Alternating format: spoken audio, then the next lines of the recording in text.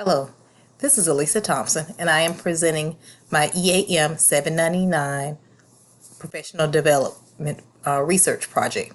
As you can see, I started off with moving students from the mundane to the insane productivity using multimedia technology. And the reason that I chose this was because I noticed that most of the children, when we asked them to show what they know, they did the same basic things over and over again. It was a PowerPoint, it was a poster, it was a paper pencil or typing research point by point presentation.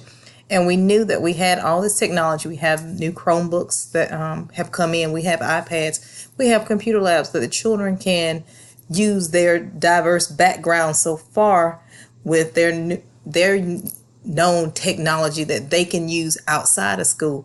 I wanted to be able to bring it into the school. But I knew the first thing I had to do was I had to change the mindset of the teachers. The teachers were not presenting their lessons in a way that included technology, so as the students could see, how can I use what I know to bring forth and use multimedia to brighten up or enhance my knowledge, and maybe possibly even show other students what to do and how to learn something new. So step one was to figure out, after doing a brief evaluation and walking through my school to see what the teachers knew, I had to go then and kind of question some of my main teachers to see what were they using as far as technology, websites, software, even hardware, that we wanted to include everybody in what they knew. Those teachers who are called teacher leaders, to say, tell me what you're doing so we can spread what you're doing and make others aware of what they can be doing in their own classrooms to enhance their teaching, to enhance student learning, to bring deeper understanding, to make the lessons more interesting, not just for the teacher, but for the students also, to give everybody a chance to grow and come up with a different mindset instead of just sit and get, but let the children go out and explore, and the teacher not work harder, but work smarter using what she has. And we found out, for instance, a majority of my teachers were very hesitant to use the Chromebooks because they had never used them before. They had not had enough training to make them feel comfortable in using these, and if they didn't feel comfortable, didn't actually want to give them put them in the hands of their students, because then some of them felt that the students probably would know more than they would and would feel inadequate because they could not answer or understand what the student was doing and would not feel in control of the lesson. So the first thing we decided to do was survey the teachers and see what they did and did not know about technology, why weren't they using technology in their classroom. When we surveyed the teachers, we realized we had to train the teachers to know what we needed them to know, so that they would too feel comfortable in what was going on. We were going to target all teachers, not just basic classroom teachers, but we were also going to target our elective teachers too, because they also taught content, and some of them had, such as our music and art teachers, had wonderful websites and things that they could use, doing virtual tours for the kids to be able to hear and see and experience all the things that they were trying to teach through a textbook, but they could actually go and explore on their own and actually later on be able to use a Chromebook to create. We decided that this would be, once I took it to my principal, that we would go through our PD for the 2020-2000 by the 2020-21 school year, we wanted all our teachers to be very much familiar with this, because we would become a 2-to-1 school, which meant for every 2 students, there would be a Chromebook for them to use in our building.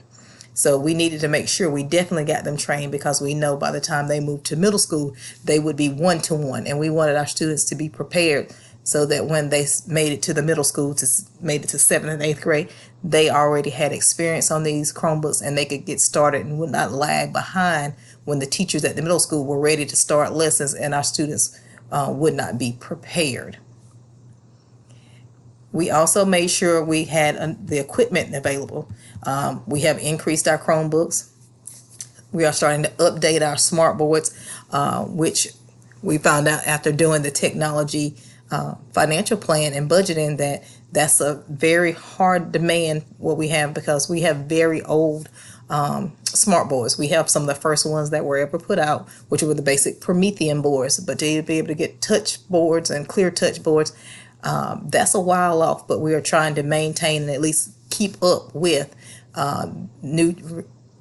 replacing old boards with newer boards little by little. But back in looking at my technology budget, it's just not possible to do multiple boards or in a school at one time. It has to be done when it's just necessary, because right now the bulk of our technology budget goes to our software right now, not to the hardware. And we already have 365 Microsoft, so that is going to be a valuable tool for us to have. Now we're going to actually go down and I want to show you the plan was supposed to be implemented the first couple of weeks when I did the timeline in September, but we decided to push that back because our Chromebook delivery decided to was going to be delayed. I wanted to show you the 3 links that I put on here. One was from Google, and it's their professional development handbook, and myself and our teacher leaders or our teacher tech trainers got together and went through this and thought this was a great way for us to structure our technology PDs once we get started after the first of this year. It gives you ideas. It even talks about incentives, which is one of the things that we already talked about when we were talking about getting teachers excited about doing new and innovative ideas. They love it. They love excitement. They love being quote unquote rewarded for their progress in doing things. So giving incentives, having them to earn awards for being able to produce or take certain courses, and getting quote unquote certified or getting certificates saying that they are now a Google teacher or a Google Classroom user. And here we some of my teacher leaders said instead of us making up our own Chromebook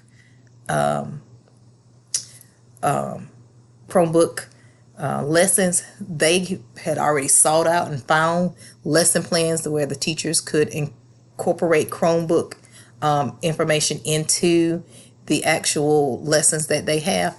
So here I have a couple of links, and I want to show you here,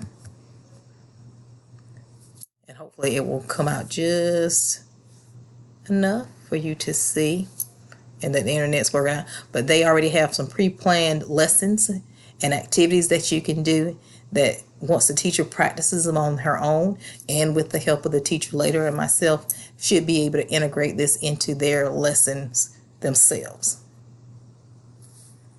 And here it is. It says 8 ways to get creative with Chromebooks. And they give you several step-by-step incentives and lessons that let you know how to use this. And I thought these were very simple to use. Anyway, talks about starting narrate a slideshow, which is one of the things that I learned to do while in this class. So I thought this was a great thing. Plus, I think that is something that the children would love. They would love to be able to hear themselves and create things and watch their experience come to light. It even talks about how to create and edit videos, taking virtual field trips, record a mock interview. So all these things are great that can be incorporated into any content lesson, not just a language art or a science, but you can do it in any one. And kids can pick any one of these and be able to incorporate it in their content and show what they know in new and innovative ways that will get their creative juices running and make them feel that they are truly a part of their education, not just sitting and getting, but being active in the learning. Now we're going to go back to our original document, and here's another set. Just want you to see these, and plus I am checking as always to make sure I am doing exactly what I'm going to ask you to do, because I would hate to give you this and it not work for you.